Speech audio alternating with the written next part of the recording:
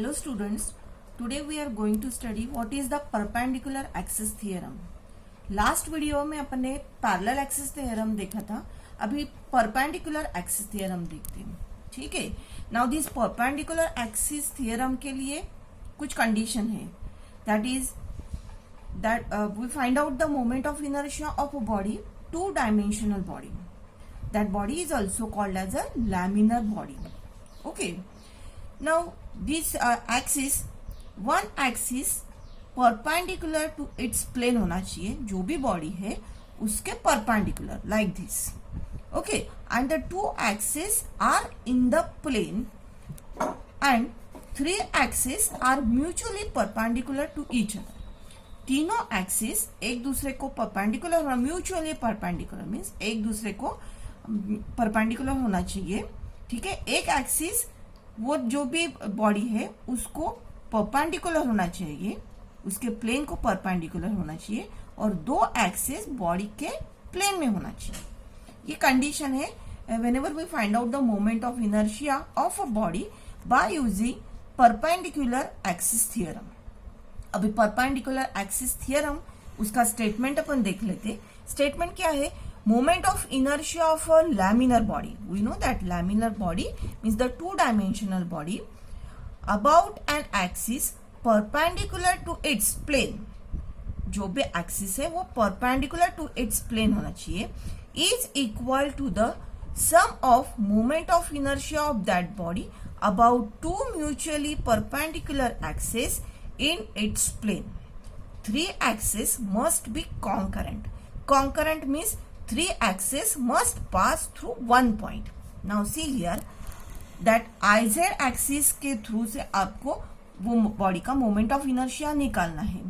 According to the statement और according to the perpendicular axis theorem, IZ it is equal to the moment of inertia of the sum of the moment of inertia of the two axes Ix plus Iy. ये IZ it is equal to Ix plus Iy आना चाहिए. That is the perpendicular axis theorem. अभी आपको ये prove करना है. Now see here, suppose this is your rigid body, this is the two dimensional body. This Z axis is perpendicular to this body. Okay, and these two axes, y axis and x axis, these two axes are in the plane of the body. Okay, and these three axes, they are concurrent, means they are meet at one point. These three axes, they are perpendicular to each other. Now that moment of inertia, suppose we consider a small element at point P having small mass dm. That element is at a distance r from the axis which is perpendicular to this body. Z axis it is perpendicular to this body. ये जो भी element है it is at a distance r. Okay, now this y axis and x axis, they are in the plane of this body. Now if we want to find out the moment of inertia of this element with respect to x axis and y axis, how will you find out? Now see here, this is your x axis and this element.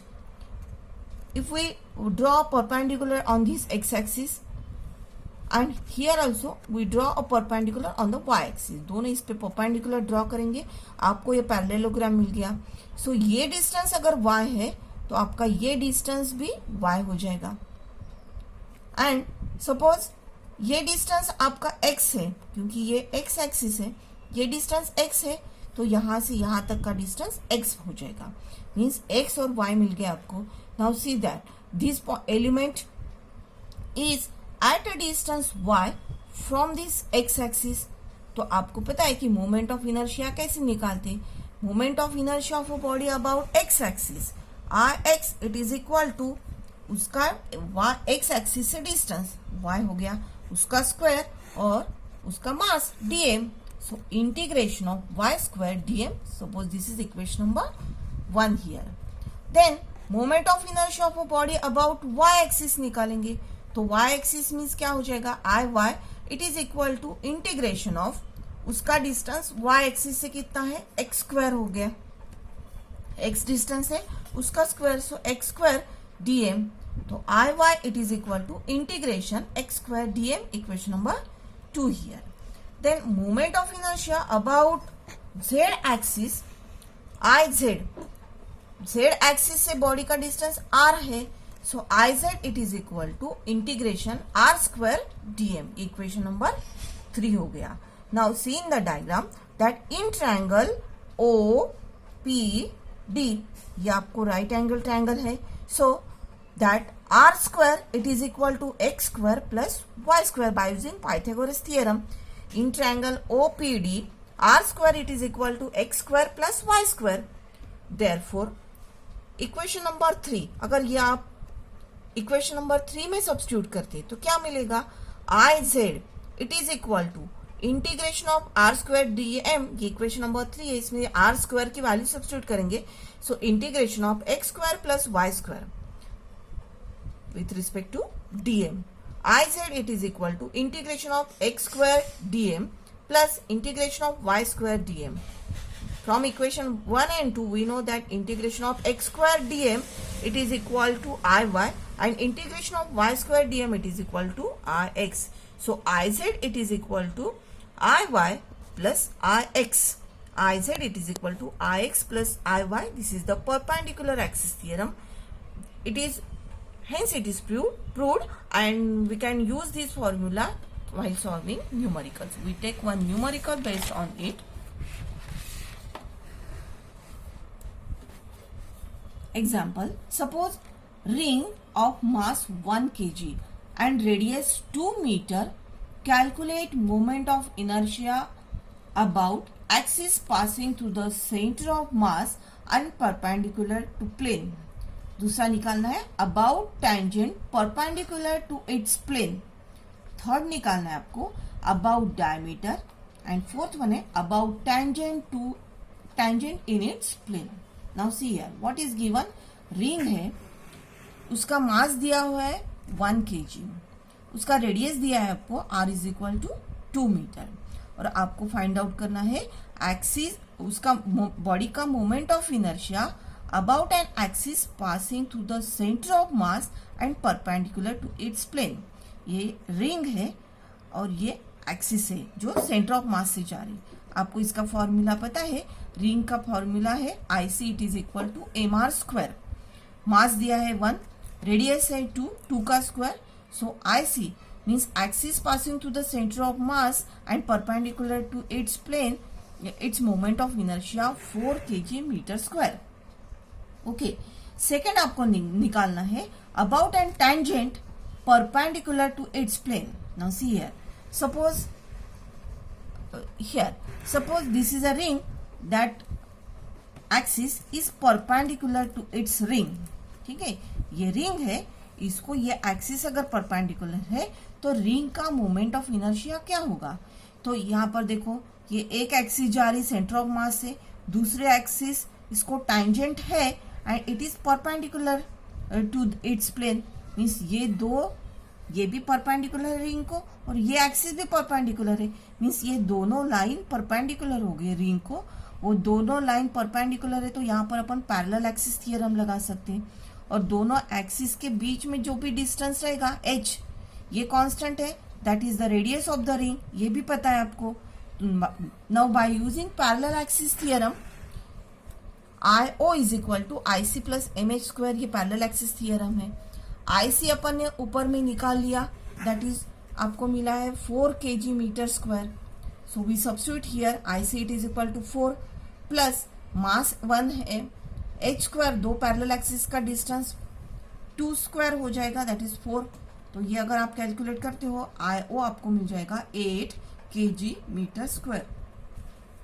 Okay, now the third one we have to find out about the diameter. आपको पता है जो axis centre of मास से जा रही उसको अपन Z axis consider कर रहे हैं.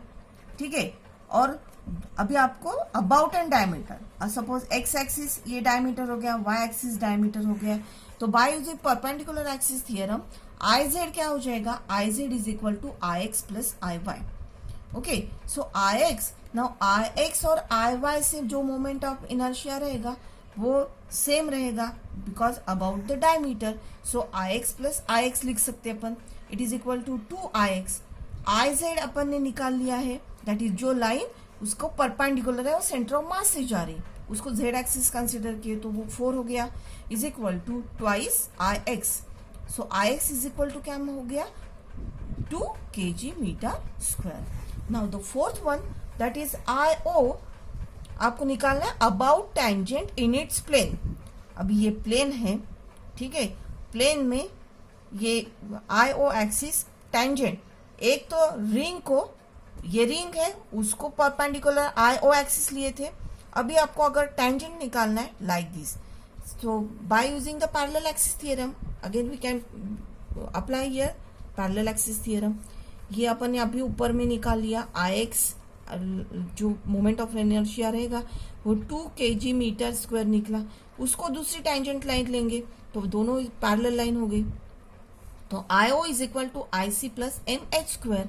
अभी यहाँ दोनों में का distance R is equal to 2 metre हो गया, IO is equal to IC अपन निकाल लिए थे, that is 2 kg metre square plus mass 1 है, दोनों में का डिस्टेंस 2 स्क्वायर हो गया। ये अगर सॉल्व करते हो तो जो भी एक्सिस टेंजेंट रहेगी उसके प्लेन को, उसका moment inertia 6 kg metre square. Okay, जो परपेंडिकुलर है उसका आ गया 8 kg मीटर स्क्वायर परपेंडिकुलर, और जो टेंजेंट है उसका 6 kg metre square. Okay, thank you.